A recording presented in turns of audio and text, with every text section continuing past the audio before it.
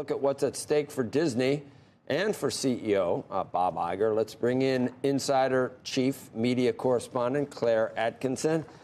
Good to see you, Claire. Good to see you. Another week, another controversy about Disney. Disney can't stay out of the news. It's not always for really great stuff, is it? Do you think Iger's got things back on track, though, in general, but a lot of things on the horizon that he needs to deal with? Absolutely. I mean, he's really undertaking something of a gut renovation of the Mouse House. As you mentioned, 7,000 people on the block. The company last week fired Ike Perlmutter, the chairman of Marvel. It let go of Kareem Daniels, the number 2 under Bob Chapek.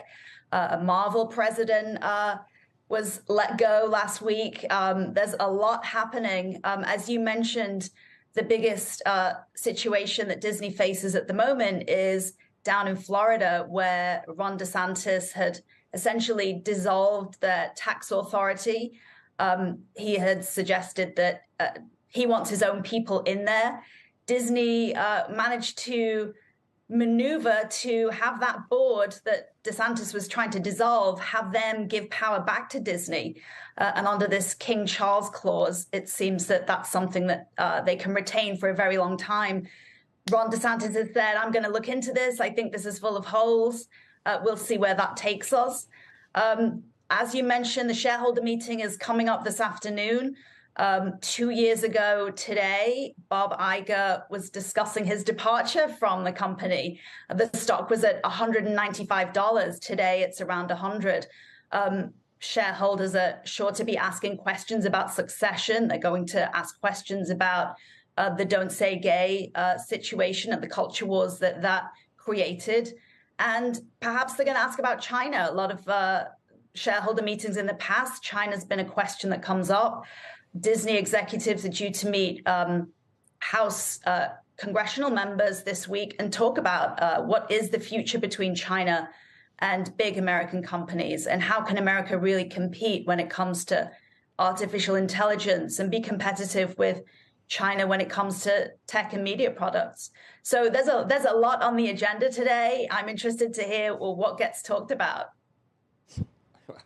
I mean, the list of things you just went through in terms of, I mean, just Hulu and ESPN would be, you could have one CEO that you could spend all his time trying to figure that out. And then I mean, China, you could have a CEO trying to figure out a strategy there. And then we got to think about cultural issues and political issues. How does the governor like us? I mean, it's a mess in that regard.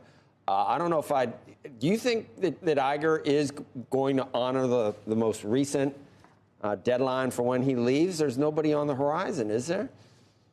So there's 18 months left. He said he's committed to finding that successor.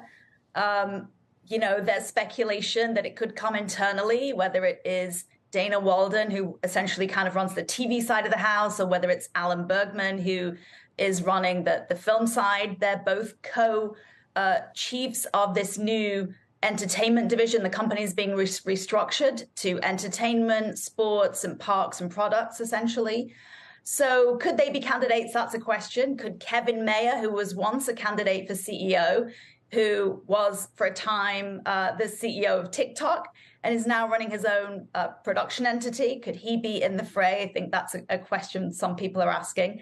And as you mentioned, Hulu and ESPN, these are big topics. Will the company decide it's going to shed Hulu and put those proceeds, which could be as much as $18 billion, put it into ESPN Plus and make sure that is, as Bob said, differentiated content? That's what the company is looking to do. Make sure it's not just general entertainment that everybody can stream. So again, yes.